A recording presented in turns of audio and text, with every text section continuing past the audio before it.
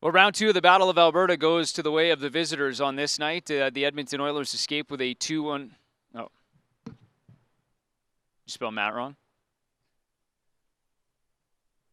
Okay. 3, 2.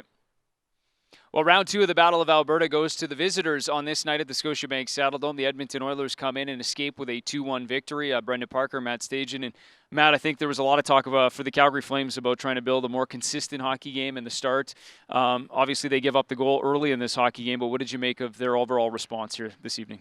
Yeah, they were better. I think, there's so much hype, and it was a perfect game. You're playing Edmonton in the Battle of Alberta to maybe spark things, but it's not the same without the fans. And, I know that's an excuse for both teams, but, there wasn't that energy. It wasn't a typical game between these two teams that we've seen in the last couple of years. So, with that, I think they did a lot of things well. I think, tactically both teams were solid. There wasn't any turnovers. It was a very tidy game that way, but that also means it's a boring game to watch. Sucked a bit of the life out of it, yeah. But, the Flames did a great job of shutting down, the top two lines of world-class players, and McDavid and Draisaitl. That's not easy to do, and that's the unfortunate thing about tonight and not getting anything to show for it, because you kept those guys in check and you did it as a team.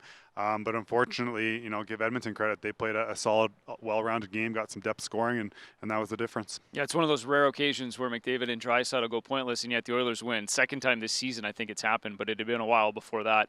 I know it's hard to celebrate the moral victories, even in a loss, but maybe a thought on David Riddick, because it was just his third start of the season, first since February the 2nd, but he looked good tonight, didn't he?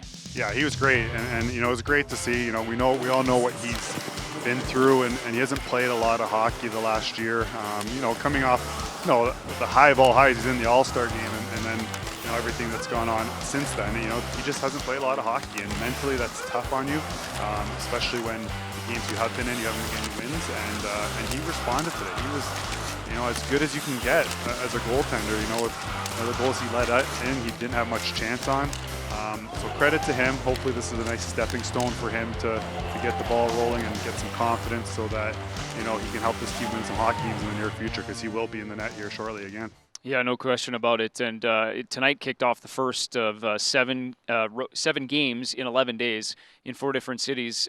Tomorrow night is the start of a 6-game road trip. They're in Edmonton for the back half of this home and home, and then it's off to eastern parts of the country with stops in Toronto and Ottawa.